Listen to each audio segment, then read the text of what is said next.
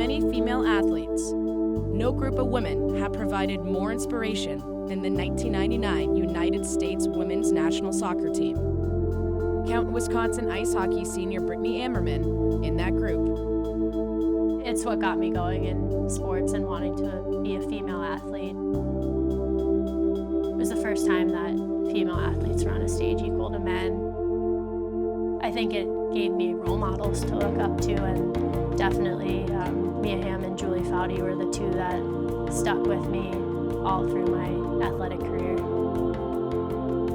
Ammerman traded in her cleats for ice hockey skates, earning a scholarship for the Badgers in 2010. 3 years later, in 2013, Ammerman, a women's studies major with a pre-medical concentration, traveled to Africa with Health by Motorbike, a nonprofit organization that provides medical services for women in remote villages in Kenya.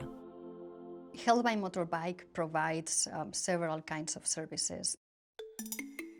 The most important are education for the women. We train community health workers, or health promoters as we call them.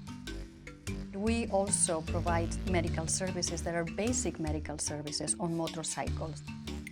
All days of the week, the motorcycle goes with a public health nurse to serve with basic health services to women and girls, and men also if they need health services. It has provided for the women in the villages a feeling that people around the world care for each other.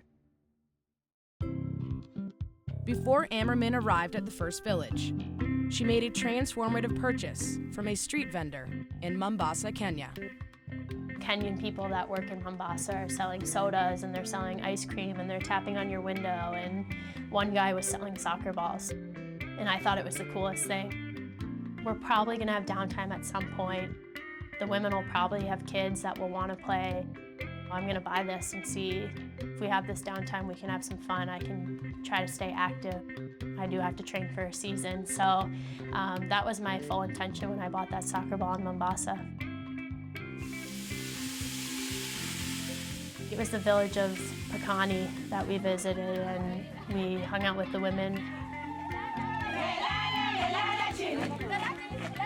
They were singing and dancing for us, and then there was just some downtime for about 2 hours, and I just took it out of my backpack and threw it out there, and the women shot up and they went right out into it's mostly dirt and rocks, and they started playing, and I think we played for about an hour, and it was full out. Everyone was in it to win it.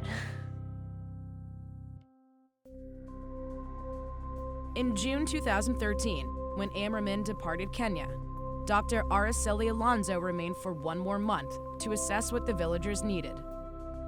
I asked them what is next, and they didn't say anything, so I was just waiting, and they didn't want to raise their hands, so one of them just raised her hand and just looked at the others and said, "We want a soccer team." And I couldn't believe it. So then we thought, okay, they're ready. So let's talk to Britt. During the ensuing months, Ammerman raised $1,600 to provide jerseys and gear for 2 villages that would compete in the first ever Nikumbuke women's soccer game. However, due to terrorist activity in the area, Ammerman was not able to attend the event. I was shocked when I first saw those videos. I just sat there and I kept replaying all of the footage. I mean, every time one of the women scored, the entire women from that village ran out on the field and started singing and dancing, and the game had to stop, and then they had to get all the women off the field, and then it would happen again.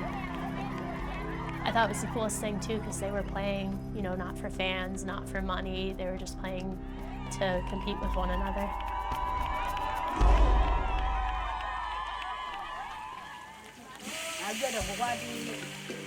In this part of the world, they're generally the caretaker.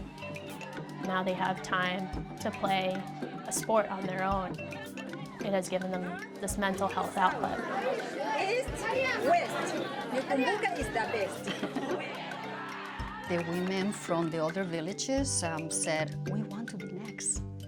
Even the Maasai village, that was really unique to me. They also said that they wanted another team. So that's why Brittany is doing the fundraiser, because now we have many teams that want to do soccer teams also. In an attempt to generate more exposure for her fundraising efforts, Ammerman reached out to her athletic inspiration, Julie Foudy. 2 days after I submitted something to Julie Foudy's agent's email, I got an email in my inbox that was from Julie herself. Julie wrote back and she was just like, I want in, I want to help you in any way, and let's set up a phone call. With Foudy's help, Ammerman has raised almost $30,000 for the Nikumbuke Women's Soccer League. In March 2015, after Ammerman dons her Wisconsin jersey for the final time, she plans to return to Kenya to see the first ever Nikumbuke Women's World Cup. In my mind, I'm just providing the means for them to play the sport. That's all I'm doing. I've raised the money so that they can have jerseys to play, but they're the ones who want to play, and that is the coolest thing for me, I think, is that they're so passionate and they're the ones that are asking to play, and I just have the opportunity to give them what they need in terms of gear.